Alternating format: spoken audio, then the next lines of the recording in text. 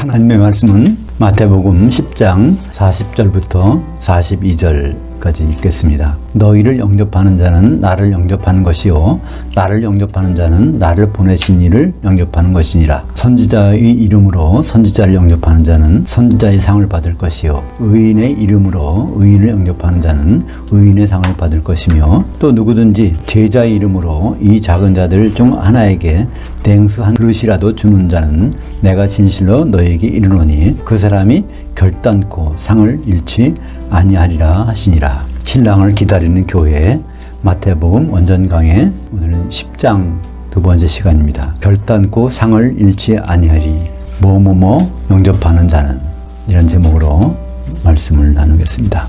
마태복음 10장은 12사도를 세우시는 기록부터 나옵니다. 그래서 이 12사도에 대해서 예수님이 어떤 위탁을 하셨는지 그 부분을 오늘 보도록 하겠습니다. 34절 보니까 내가 그 땅에 화평을 주러 온 줄로 생각하지 말라. 화평이 아니요 검을 주러 왔노라. 여기다 그 땅이라고 그러니까 일반적으로는 세상이라고 생각하기 쉬운데요. 이 그 땅은 마태복음 5장에부터 나오는 그 땅입니다. 마태복음 5장 5절에 보면 온유한 자들은 복이 있나니 그들이 그 땅을 기업으로 받을 것이며, 그래서 기업으로 받는 땅이 바로 이 교회죠. 기업이라는 말은 이제 상속물로 받는다는 것입니다. 이 세상은 없어져도 하나님께 상속받는 것, 그것은 교회를 나타내고 있죠. 그 땅이라는 말은 마태복음 5장 13절도 나옵니다. 이것도 교회입니다. 너희는 그 땅의 소금이니 소금이 만일 그 맛을 잃으면 무엇으로 짜게 하리요? 그 후에는 아무 쓸데없어 다만 밖에 버려져 사람들에게 밟힐 뿐이니라. 우리말 성경에는 뭐라고 번역되어 있죠? 세상의 소금이니 이렇게 되어 있어요. 근데 세상의 소금이 아니라 세상이란 말은 따로 있습니다. 코스모스란 말이 있어요. 마태복음 5장 14절에 너희는 세상의 빛이니, 그 사도들에게 말합니다. 너희는 세상의 빛이다. 근데 땅에서는 소금이다. 소금과 빛의 역할은 다릅니다. 성경에서 소금의 역할은 뭘까요? 서로 화목하게 하는 겁니다. 그죠? 마가복음 9장 50절에 나오죠. 너희에게 소금을 두고 서로 화목하라. 서로 뭉치는 그런 역할을 하는 것이 소금입니다. 그러니까 성도들이 교회 안에서는 서로 한 몸이 돼야 되고, 세상에 대해서는 빛을 비춰줘서 어둠을 밝혀야 되는 역할을 말씀하고 있는 것이죠. 또 누가복음 18장 8절 하반절에 보면 그러나 인자가 올 때 그 땅에서 그 믿음을 보겠느냐 하시니라. 여기도 우리말 번역은요 세상이라고 해놨어요. 인자가 올 때 세상에서 믿는 자 보겠느냐 이렇게 많이 들어갔습니다. 그죠? 세상에서 믿는 자 보겠느냐 이렇게. 근데요 성경에는 세상이라는 말이 아닙니다. 그 땅에서 믿음을 발견하겠느냐 그런 뜻입니다. 예수님이 그 땅에서 믿음 발견하는 것은 어디서 언제 일어날까요? 그것은 다팔절 때, 그죠? 예수님이 오셔서 공중에서 있는 일입니다. 근데 공중에 그 땅이 되려면 땅이 공중에 올라가야 되겠죠? 교회가 휴거돼서 공중에 올라갔을 때 거기에서 믿음을 발견하겠느냐? 믿음 갖고 있는 사람이 별로 없다는 것입니다. 거기에 장사한 양이 별로 없다는 거예요. 대부분 새끼염소지. 그 기름 준비한 사람이 별로 없다는 것입니다. 그것을 누가복음 18장 8절에서 인자가 올 때, 공중으로 올 때 그런 뜻이죠. 그 땅에서, 교회에서 그 믿음을 발견하겠느냐. 우리는 다 믿는다지만 믿음은 어떤 게 진짜 믿음일까요? 예수 그리스도의 믿음이 진짜 믿음입니다. 예수 그리스도의 믿음은 어떤 것이죠? 히브리서 12장 2절에 보면 믿음의 창시자여 종결자이신 예수를 바라보자. 그는 그 앞에 있는 기쁨, 즐거움을 위해서 십자가를 부끄러워 아니하시고, 그 십자가 너머에는 그 기쁨, 그게 여성 명사거든요. 그것을 의인화하면 그리스도의 신부가 되는 것입니다. 그러니까 신부를 받기 위해서 십자가에서 피를 흘리셨다는 그것이 바로 믿음의 창시자여 믿음의 종결자이신 그분의 믿음입니다. 그러니까 우리가 정말 믿음이 있다면 우리가 혼인할 그 사실을 염두에 두고 신앙생활을 한다는 것이 그게 진짜 믿음이겠죠. 공중에서 믿음을 보겠느냐? 그것은 공중에 가서 기름 준비해서 혼인 만찬에 들어갈 사람을 정말 몇 사람이나 보겠느냐, 그런 말씀을 예수님이 하신 것입니다. 그래서 땅은 교회인데 요한계시록 1장 5절을 볼까요? 또 그 믿음의 증인으로 죽은 자 가운데서 그 맏아들 이시니 그 땅의 왕들의 그 머리가 되신 예수 그리스도. 그래서 예수님은요 땅의 머리가 되신 분이에요. 그 땅이 무엇인가를 골로새서 1장 18절 보면 알 수 있습니다. 골로새서 1장 18절과 요한계시록 1장 5절은 평행구절에 똑같은 내용을 말씀하시는 것입니다. 골로새서 1장 18절 그는 예수 그리스도는 그 몸인 교회의 그 머리시라. 그 근본이시여 죽은 자들 가운데서 맏아들이시니 이는 친히 만물의 으뜸이 되려 하심이요. 그러니까 똑같은 맏아들이라는 단어도 나오지 않습니까? 프로토토코스 골로새서 1장 18절 요한계시록 1장 5절 성경을 보면서 특히 요한계시를 보면서 그 땅이 교회라는 생각을 잊어버리면은 완전히 그 혼란에 빠집니다. 무슨 얘기를 하는지는 몰라요. 그러나 그 땅이 교회라는 것을 생각하면 모든 게 이해가 됩니다. 그래서 그 땅은 누가복음 18장 8절에서 그 땅에서 믿음 만나 보겠느냐 하는 그 땅이 어떻게 공중에 올라가는 장면을 계시록에서 살펴볼까요? 요한계시록 16장 1절 또 내가 들으니 성전에서 큰 음성이 나서 7 천사들에게 말하되 너희는 가서 하나님의 진노의 7 대접들을 그 땅에 쏟으라. 그러니까 전 3년 반 지나고 후 3년 반 지나서 그리스도 심판의 장면이 7 대접의 재앙으로 쏟아집니다. 그걸 어디다 쏟으라고요? 땅에서 쏟으라고 하는 거예요. 그죠? 7개를 다 땅에 쏟으라는 겁니다. 근데 16장 17절 요한계시록 보면 어떻게 됩니까? 그 7 천사가 그 대접을 공중에 쏟음에 그러니까 결국 그 땅은 어디에 올라갔다는 거예요? 공중에 들림받았고 그 땅은 바로 7교회고 에베소, 서머나, 버가모, 두아디라, 사대, 빌라델비아, 라우디게아 그 7개 교회가 그 땅인데 예수님이 그 한가운데 서서 심판하시는 장면이 나오고 있는데 요한계시록 16장 17절 계속 읽겠습니다. 큰 음성이 성전에서부터 보좌로부터 나서 이르되 되었다 하시니 되었다. 그러니까 거기서 이제 심판한 데서 된 거예요. 어떻게 될까요? 심판이 된 거예요. 혼만찬에 들어갈 자, 못 들어갈 자 되어지는 것입니다. 그걸 어떻게 나타내고 있죠? 18절 보겠습니다. 요한계시록 16장 18절 번개와 음성들과 우레소리가 있고 또 큰 지진이 있어 얼마나 큰지 사람이 그 땅에서 온 이래로 이같이 큰 지진이 없었더라. 지진이라는 건 어떤 거죠? 땅이 흔들리는 거죠. 정확히 말하면 갈라지는 겁니다. 지진이 나면 땅이 갈라져요. 그 땅이라는 교회인데 교회가 믿음 있는 사람들인가 믿음 없는 사람들인가 음녀에 속한 사람들인가 그 혼인 준비한 사람들인가 장성한 장인가 그렇지 않으면 핵겸소들인가 그것을 구분하는 것을 큰 지진으로 설명하고 있는 것입니다. 그러니까 큰 지진은 그리스도의 심판대죠. 요한계시록 11장 4절에 보면 그들은 그 땅이 주 앞에 서 있는 두 감람나무들과 두 촛대들이니 두 증인이 바로 두 교회라는 것을 말하고 있죠. 그 장면이 바로 1장 13절 그 촛대들 한가운데 인자 같은 이가 발에 끌리는 옷을 입고 가슴에 금띠를 띠고 7개 교회가 뭐예요? 그 땅. 그죠? 거기에 인자라는 말은 어떤 의미죠? 요한복음 5장 27절에 보면 인자됨으로 말미암아 심판하는 권한을 주셨습니다. 그러니까 심판자가 어디에 서 있어요? 그 7 교회 가운데 서 있어. 그러니까 7교회가 땅을 심판해서 큰 지진으로 갈라는 장면이 거기 나오는 것입니다. 이것을 구약에서 어디서 찾아볼 수 있을까요? 이 장면이 요한계시록 1장 10절 13절의 장면을 구약 스가랴서 14장 4절 그날에 그의 발이 예루살렘 앞 동편 감람산에 서실 것이요. 그 예수 그리스도의 발이 감람산에 선다는 거예요. 감람산은 그 한가운데가 동서로 갈라져 매우 큰 골짜기가 되어 산의 절반은 북으로 산의 절반은 남으로 옮기고 이게 큰 지진이 나서 갈라진다는 것입니다. 이게 바로 7교회가 감람산이고 감람산이 심판을 받는 장면이 나오고 있습니다. 어떤 심판이죠? 혼인 준비가 됐는지 안 됐는지 그것을 가르는 심판이 나옵니다. 35절 보겠습니다.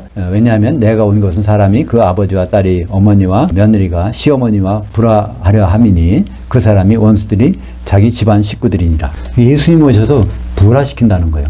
집안 식구들을. 이때 집은 무슨 집일까요? 교회입니다. 교회 성도들 간에 이런 일이 일어난다는 거예요. 교회 성도지만 마귀에 속한 자와 예수님께 속한 자로 나눠진다는 것이죠. 마귀에게 미혹을 받은 자들과 그렇지 않은 자들, 기름을 준비하고 있는 자들과 기름이 소멸되어 있는 자들. 하나님의 집을 교회라고 성경에서는 계속 말하고 있어요. 마태복음 7장 24절 그러므로 누구든지 나의 이 말들을 듣고 행하는 자는 그 집을 그 반석 위에 세운 사람과 같으니.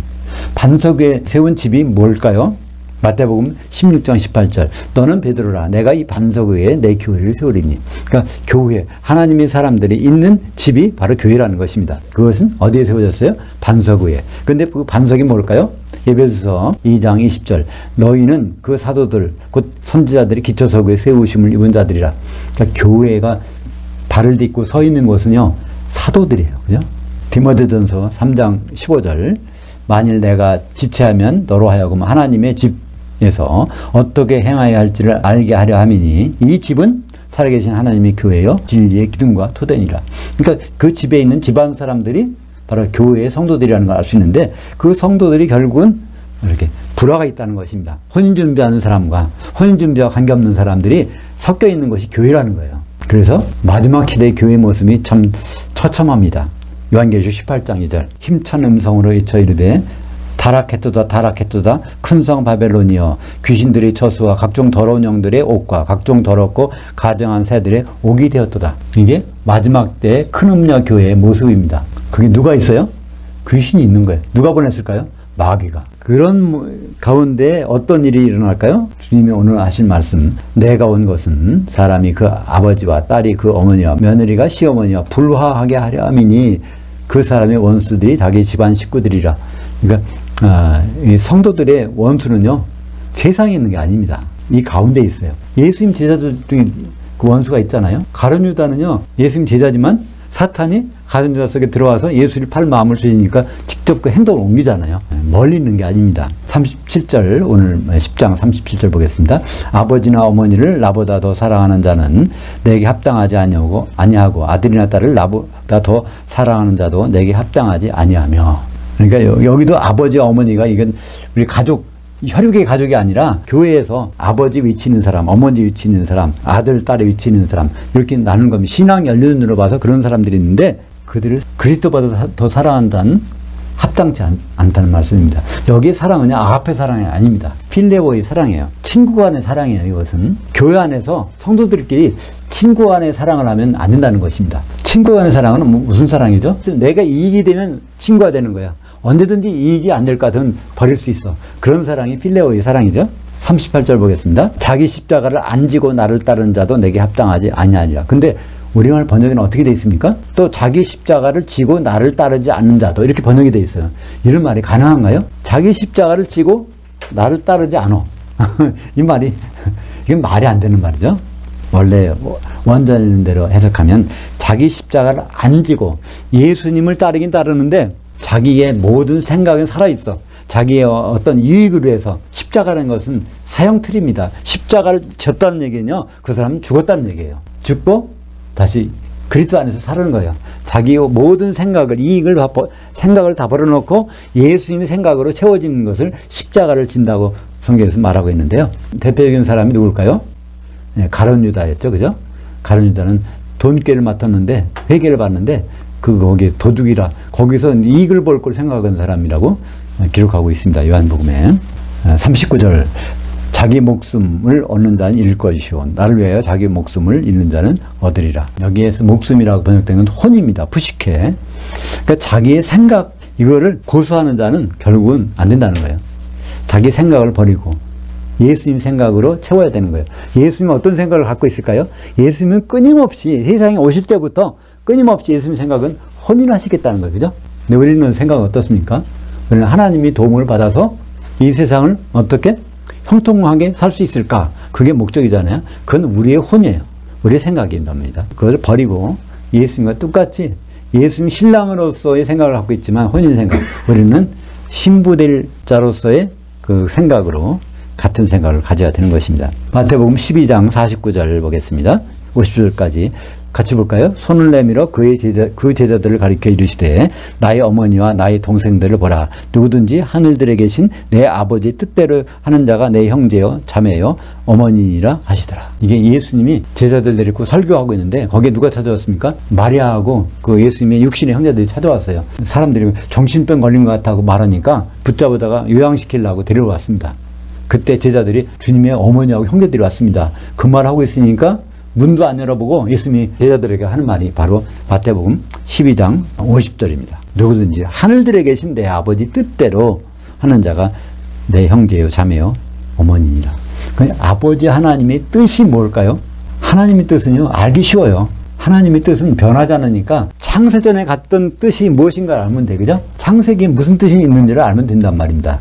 아담의 덮는 배필을 갖고 있는 것. 그러니까 예수 그리스도께 혼인하시는 그것이 하나님의 아주 기쁘신 뜻이라고 에베소서 1장 4절과 5절에 나오지 않습니까? 그 생각을 갖는다면 예수님이 가족으로, 영적인 가족으로 우리를 생각하시겠다는 것입니다. 우리가 예수님과의 혼이라는 생각이 없다면 예수님은 영적으로 가족이 아니라고 말씀하신다는 것입니다. 요한복음 3장 5절 예수께서 대답하시되 진실로 진실로 내게 이르노니 사람이 물과 영으로 나지 아니하면 그 하나님이 통치에 들어올 수 없느니라.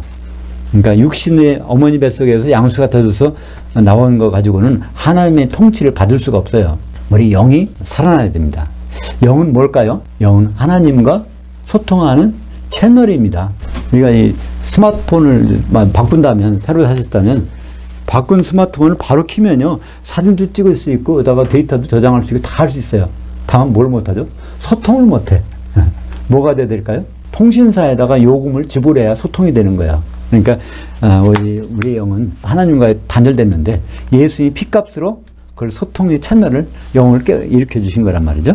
그래서 요한복음 4장 24절 하나님은 영이시니 예배하는 자가 영과 진리로 예배할지니라. 여기에 영이란 말은 무슨 말일까요? 혼으로 예배 드리지 말라는 거예요. 영으로 드려야 된다는 것입니다. 왜 그럴까요? 하나님은 영이시기 때문에 영과 영끼리 통하지 우리의 세상적인 생각과 혼으로 가득 차 있으면 하나님과 소통이 안 된다는 겁니다. 그리고 진리는 바로 예수 그리스도의 몸을 이루어서 영으로 교통할 때 예배가 소통이 될 수 있는 것입니다. 디모데전서 3장 15절 볼까요? 같이 보겠습니다. 만일 내가 지체하면 너로 하여금 하나님의 집에서 어떻게 하여야 할지를 알게 하려 함이니 이 집은 살아계신 하나님의 교회요 진리의 기둥과 토대이라. 집, 이것이 바로 교회죠.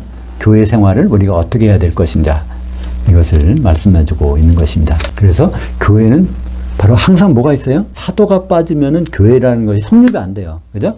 마태복음 16장 18절에 너는 베드로라 내가 이 반석 위에 12사도 위에 내 교회를 세우리니. 그래서 사도의 역할을 이제 한번 40절에서 42절까지 예수님이 강조합니다. 우리는 성도들로서는 사도들을 대우해야 된다는 거예요. 40절 볼까요?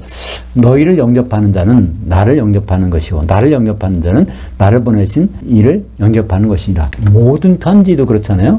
읽을 때 대명사가 누구를 가리키는지 알아야 돼요.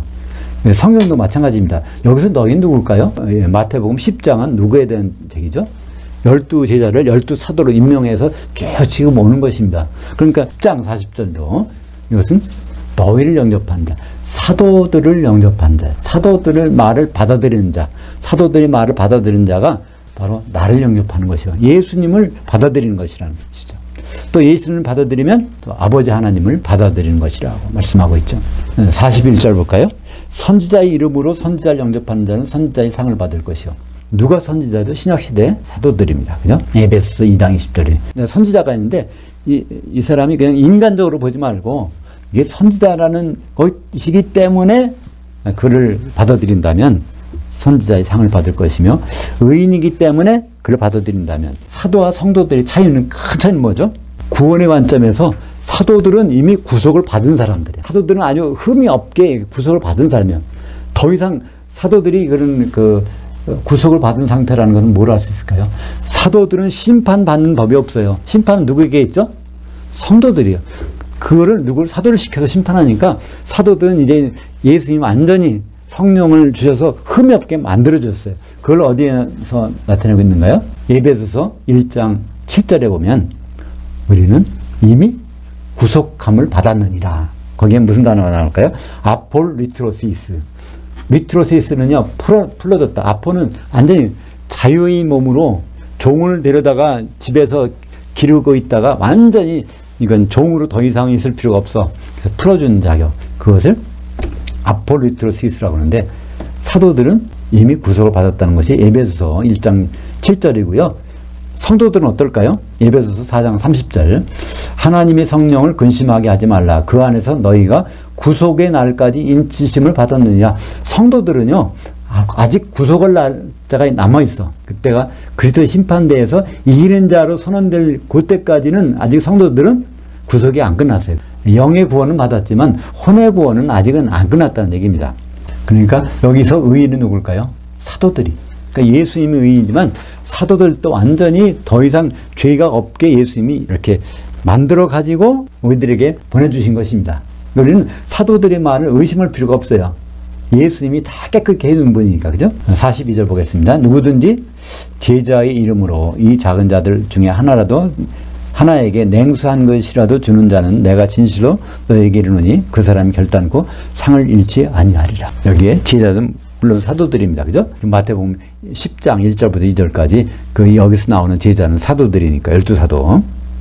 그러니까 예수님이 제자, 사도라는 그것 때문에 받아들인다면 누구라도 이 작은 자들, 여기는 사도 중에도 큰 자가 있고 작은 자가 있는데 사도 중에서 가장 작은 자 하나라도 대접해 준다면, 대접할 게 없다면 물 한 그릇, 냉수한 그릇에 준다면 그 사람이 결단코 상을 잃지 아니하리라. 보상해 주시겠다는 것입니다. 누가 보상해 줘요? 사도들을 대접하면 예수님이 보상해 주시겠다는 거예요. 반드시. 그걸 아주 강조하기 위해서 그 사람이 결단코 상을 잃지 아니하리라. 그러니까 그리스도 심판대에서 반드시 혼인만찬에 들어가도록 해주시겠다는 것입니다. 바로 사도들의 위치를 우리가 잘 알고 성경을 보면 아주 좀 쉽습니다. 마태복음 19장 28절 예수께서 이르시되 내가 진실로 너희에게 이르노니 새로운 세상이 되어 인자가 자기 영광의 보좌에 앉을 때 나를 따랐던 너희도 12보좌들에 앉아 이스라엘 12지파를 심판하리라. 사도들은 누굴 심판할까요? 이스라엘 12지파. 근데 이때 이스라엘은 어떤 이스라엘일까요? 영적인 이스라엘. 사도를 심판하는 것은 구약 성도들을 심판하는 게 아닙니다. 신약시대의 성도들을 심판하는 거예요. 그죠? 그러니까 신약시대의 성도들을 이스라엘 12지파라고 말씀하고 있는 것입니다. 그래서 그 결과는 어떻게 나오죠? 상을 받고 안 받는 것은요, 나 안 받아도 돼. 이런 생각을 가질 수도 있어요. 그러나 그 상을 못 받게 되면 어떤 일이 벌어질까요? 마태복음 25장 40절 너희가 여기 내 형제들 중에 지극히 작은 자에게 한 것이 곧 내게 한 것이니라. 이게 사도들을 대접하는 것이고요. 그게 결과가 어떻게 나오죠? 마태복음 25장 46절 같이 보죠. 그들은 영벌에 의인들은 영생에 들어가리라 하니라. 그러니까 우리 성도들은 지금은 의인이 아직 부족 안 됐어요. 근데 언제 의인이 될까요? 그리스도 심판됐었을 때 그때 완전한 구속을 받으면 아폴리트로시스 상태에서는 의인이 되는 거죠. 새끼 염소들은 영벌에, 장사한 양들은 영생에. 그때 영벌, 영생은 기간 나타낸다고 되어 있죠. 영이라고 표현된 것은 아이오니오스, 한 시대, 1000년 동안 벌 받느냐, 아이오니오스, 1000년 동안 예수님과 같이 생활하느냐, 그것을 영생, 영벌이라고 번역하고 있습니다. 고린도후서 5장 10절 이는 우리가 다 반드시 그리스도의 심판대 앞에 나타나게 되는데 왜냐하면 각각이 선악간에 그 몸으로 행한 것을 따라 받게 하려 함이라. 고린도후서 5장 10절은 좀 자세히 봐야 돼요. 그 성경의 문맥을 보면요, 여기 우리가 그전에는 성도들로 봤는데 문맥을 보면 사도들이에요. 사도들이 그리스도의 심판대 앞에 나타난다는 거예요. 뭐로? 심판관들로. 근데 심판은 누가 받아요? 성도들 각각이 선악간에 그 몸을 행한 것을 따라 받게 하려 함이라. 그래서 이 사도들을 더 명확하게 우리에게 설명해 준 장면이 요한계시 19장 14절입니다. 그 하늘에 있는 군대들이 희고 깨끗한 한세 맞봇을 입고 백마들을 타고 그를 따르고 있었더라. 여기는 백마 탄 자, 예수님이 심판을 오시는데 여기에 따르는 자들이 있어요. 이게 사도들입니다. 이게 따르는 단어가 아콜루테오라는 단어였죠. 이것이 마태복음 19장 28절에 나오는 나를 따랐던 너희. 그들은 바로 예수님 오실 때도 따라옵니다. 왜냐하면 심판하러, 예수님이 심판하러 오시니까 그들도 당연히 따라오고. 고린도후서 5장 10절에 보면 우리가 다 반드시, 사도들이 반드시 그리스도 심판대 앞에 나타난다는 거예요. 왜냐하면 성도들을 각각을 심판하게 해요. 심판을 받아야 되니까. 성경을 통틀어서 계속 흐르는 맥이 있습니다. 그것은 사도들과 성도들을 구분해서 하시겠다는 거예요. 예수님은 사도들과 성도를 구분해서 교회도 그렇고 마지막에 어린 양의 신부도 그렇고 결국에선 새 예루살렘 성도 그렇잖아요. 기초석과 그 성곽은 다릅니다. 그것을 예수님이 겟세마네에서 기도할 때 미리 말씀해 주셨어요. 요한복음 17장 20절부터 21절 내가 비옵는 것은 이 사람들만 위함이 아니오 사도들만 위함이 아니오 또 그들의 말로 말미암아 사도들의 말로 말미암아 나를 향하여 믿는 사람들 성도들도 위함이니 아버지여 아버지께서 내 안에 내가 아버지 안에 있는 것 같이 그들도 성도들도 다 하나가 되어 우리 안에 있게 하사 세상으로 아버지께서 나를 보내신 것을 믿게 하옵소서. 이게 복음의 요약이잖아요. 성도들이 사도들이 말을 듣고 하나가 되는 것. 그건 결국 성령을 받지 아니하면, 성령 충만하지 아니하면 이것이 될 수 없다는 얘기죠. 왜냐하면 성령이 하나 되게 하시는 분이니까. 헬라어로 하나는 헤이스입니다. 헤이스의 명사, 하나 되게 하는 건 뭘까요? 헤노테스. 그것이 에베소서 4장 3절에 나오죠. 베드로전서 3장 15절 너희 마음들에 그리스도를 주로 삼아 거룩하게 하고 너희 속에 있는 소망에 관한 이유를 묻는 자들에게 대답할 것을 항상 준비하되 온유와 두려움을 하고. 어떤 분이 그랬어요. 왜 목사님은 전도하라는 말을 안 하십니까? 그런 질문을 받을 때마다 저는 요 베드로전서 3장 15절 이게 바로 하나님께서 성도들에게 전도하는 방법을 말씀해 준 거라고 말씀하고 있습니다. 다른 데는요, 성도들에게 전도하라는 말씀이 한 구절도 없어요. 어디에 있을까요? 너는 때를 얻든지 못 얻든지 말씀을 선포하라 되어 있는데, 그것은 목사님들에게 보낸 편지예요. 목사. 그러니까 목사들에게는 전도할 필요가 있지만 성도들에게는 전도 대신에 준 방법이 베드로전서 3장 15절. 과연 우리 속에 무슨 소망이 있는지를 알고 싶어하는 사람들에게 전해준다는 거예요. 그 소망이 뭘까요? 온유와 두려움으로 하고 있으니까 잘못 말하면 큰일 난다는 거예요. 우리에게는 어떤 소망이 있어요? 예수님 공중에 오실 때 혼인할 소망이 있잖아요. 그게 교회를 사신 목적이고, 그 목적을 어디서 볼 수 있죠? 아담이 피 흘려서 그것으로 자기 아내를 삼으신 그것을 통해서 우리는 하나님의 최대의 목적, 우리를 향하신 그분의 생각은 바로 그리스도와의 혼인이라는 것을 잘 알 수 있는 것입니다. 기도하겠습니다. 하나님 아버지, 오늘 마태복음 10장을 마감하면서 사도들이 어떤 사람인지를 다시 한번 확인하게 하심을 감사합니다. 예수님을 영접할 수 없지만 사도들의 말을 영접함으로써 주님을 영접하는 것으로 여겨주신 것을 믿습니다. 우리가 예수님을 만날 때 준비가 잘 되는 삶을 살 수 있도록 인도하여 주시옵소서. 예수님 이름으로 기도합니다. 아멘.